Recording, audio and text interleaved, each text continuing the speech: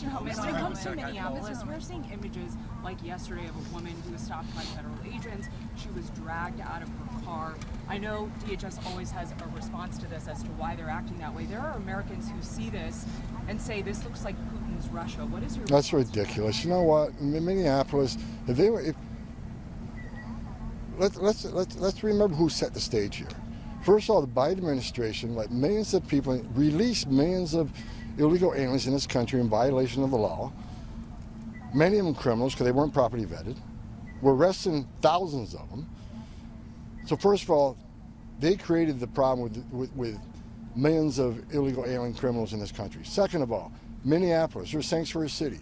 You know, if they let us in their damn jail and stop being a sanctuary city, we could arrest the bad guy in the safety and security of a jail. But because they knowingly release them, now we got to go in the community and find them. Then they're mad we're in the community.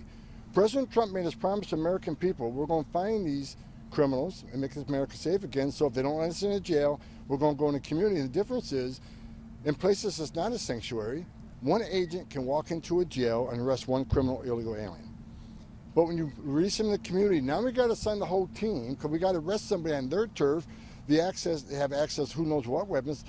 It makes it dangerous for the officer, makes it dangerous for the alien, certainly makes it dangerous for the community. So if Minneapolis wants to help, like I saw Mayor Frey doing an interview this morning, let us in your damn jail. What's the downside of letting a federal law enforcement officer with the immigration authority talk to an illegal alien that you already locked up and put in a jail cell? It's ridiculous that they're pushing back on that. Mr. Homan, on some of the when it comes to some of the ICE agents that are going door to door in places like Minneapolis, I'm just curious how you square some of those going into these homes with the Fourth Amendment search and seizure.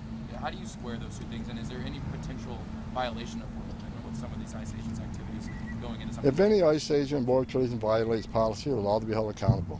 But we got to remember that, you know, there's a lot of confusion out there, difference between reasonable suspicions and probable cause. If an officer gathers reasonable suspicion from a myriad of circumstances, a bunch of factors, they can temporarily detain and question somebody on an immigration interview. In order to arrest that person, you got to establish probable cause. I can't sit here and pull out case by case. I think the men and women of ICE and Border Patrol are doing a difficult job in a very unfriendly area where law enforcement response for emergency response is sporadic at best.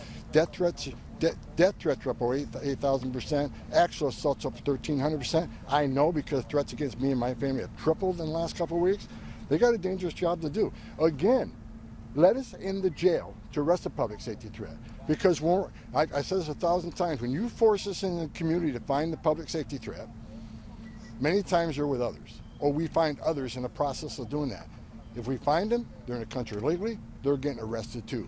So more officers in the street means more collateral arrests. We have promised American people we're going to force immigration on. Let me tell you why we have the most secure border in the history of this nation today. Part of it is because of what ICE is doing. We have shown the whole world there are consequences to enter this country illegally. We're not going to send a message, cross the border illegally, it's a crime, don't worry about it, get order removed, don't worry about it. Unless you committed another crime, no one's looking for you. If that's the message we send, you're never going to fix this problem. We send a strong message, and that's why we have the most secure border in the history of the nation. And President Trump, by doing that, is saving thousands of lives. We know that women and children aren't making that dangerous journey. We know that no one's drowning in the river today. We know fentanyl isn't coming across at the levels it came to Joe Biden. We certainly know no inspected terrorists aren't coming across like Joe Biden. We're doing the right thing. We're going to keep with it, and they can protest all they want. We're just going to double down and enforce the law. And I said for months, we're going to surge resources in sanctuary cities because that's where the problem is. We know they're releasing public safety threats. We're going to send the agents where we know the biggest problem is.